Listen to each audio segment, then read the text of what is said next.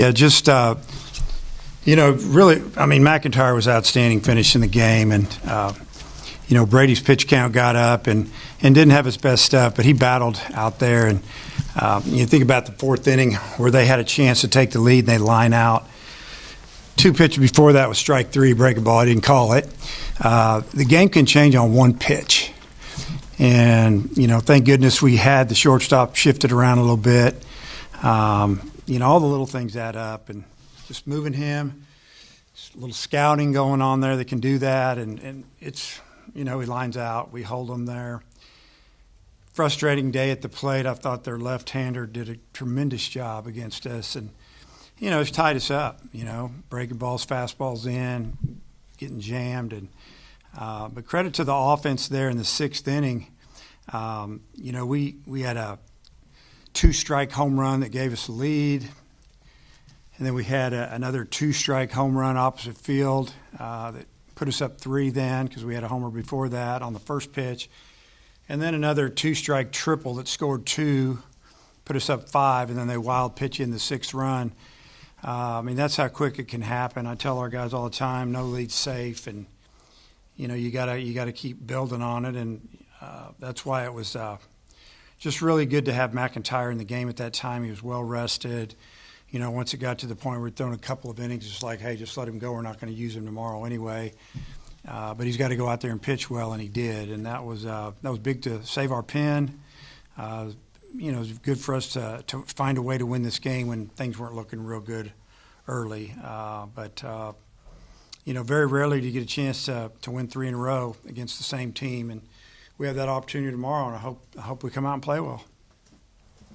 Dave, that first guy they brought out of the pen, I think had been a weekend starter for them. Did y'all just have a really good scout on him? What was the key to those 3 straight home runs? Yeah, we thought he would start a game here. I think they had been pitching him first in most of their series, but not 100% sure on that.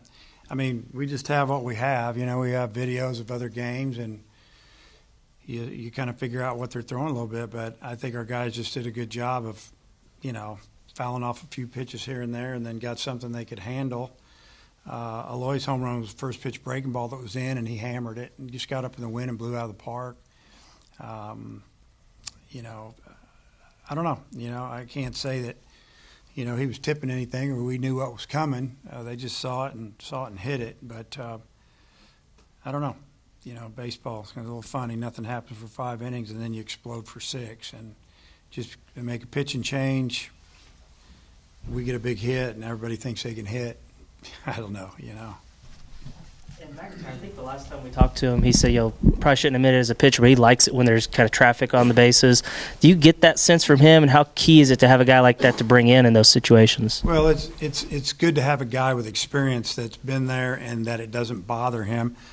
I don't know if he should say he likes it, but I think what he means by that, in my opinion, is that it doesn't bother him. He knows that that's going to happen a little bit, that he's going to have to come in with runners in scoring position. Excuse me. Been yelling a lot. No, not really. It's So he's a veteran, and he throws 3 pitches for a strike. He's throwing his fastball 90 miles an hour plus, and he's got that cutter about 84, 85. He threw a few breaking just regular curveballs, and I really like what I saw from him today. It was really good. Mixed really well, and Roland did a nice job back there calling the game.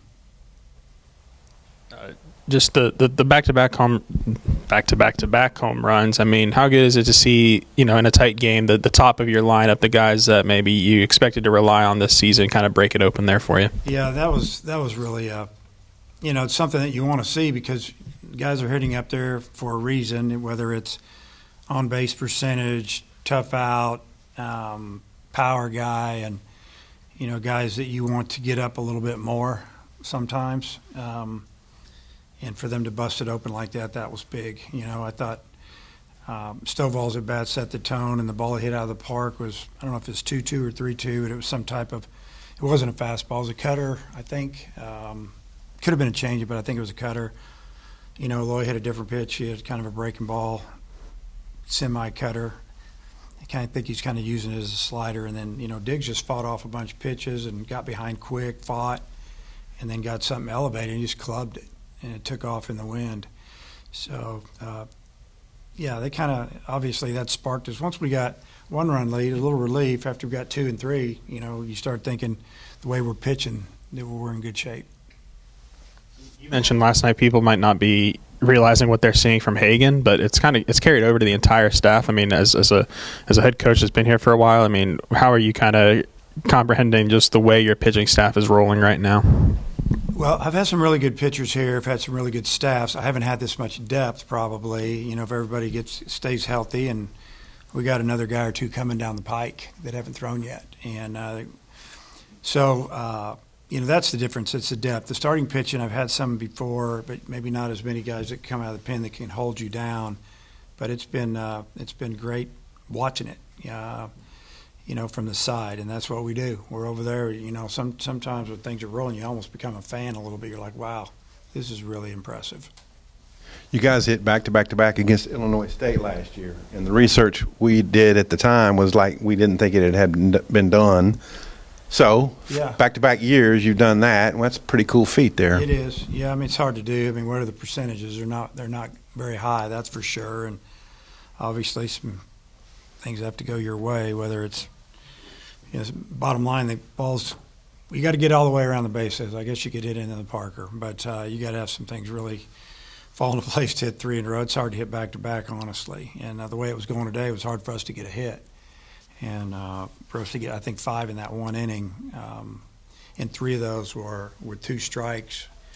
And in those 3 swings, we drove in 4 runs. So big inning for us, especially in a conference game that we hadn't done much, and it almost looked like we were going to maybe waste a good, pitching performance there.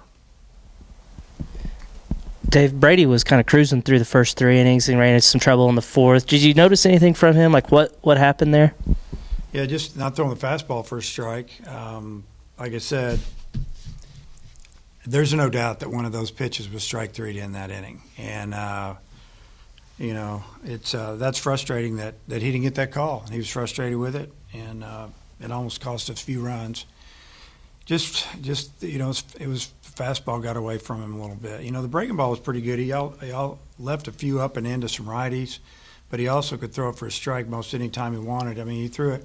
I think he got 2 or 3 backwards Ks, full counts, breaking balls.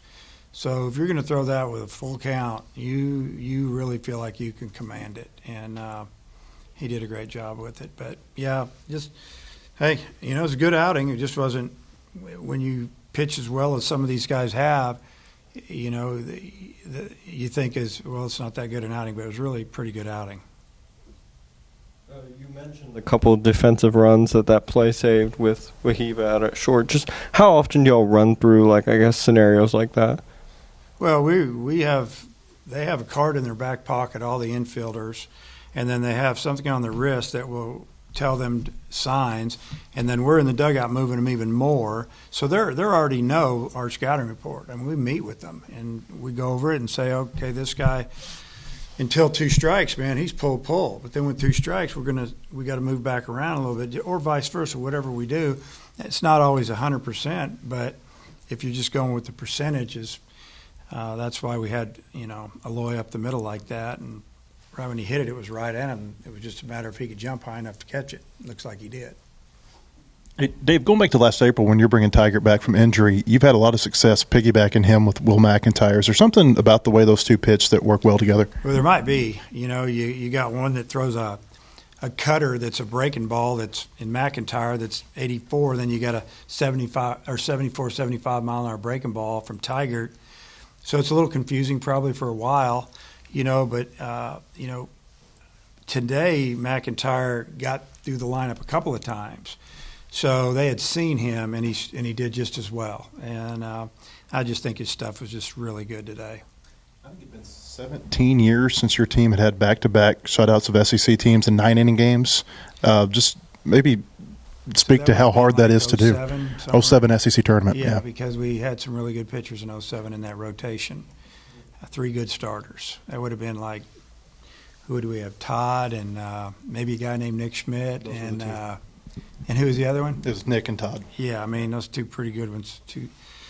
If Nick hadn't got hurt, he'd pitched in the big leagues, no doubt about it. Todd got up there for a little while, I think. So, yeah, so it's hard. It's hard to do. It's hard to shut them out once, much less twice. But back-to-back is something else. So I'm sure we're going to get their best shot tomorrow.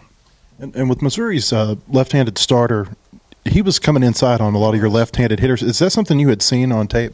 Yeah, I mean, we knew he was coming in there. He was tailing in on him as well, and I think he was a little sneaky fast for him. He was throwing 90 miles an hour, but I think it looked like they were swinging at it like he was throwing 93, 94, and they just had a little problem with it, and he just kept going to it. Then he flipped the breaking ball away, but what he did is he threw a lot of strikes. Threw strike one, got ahead of us a lot, and he pitched really well.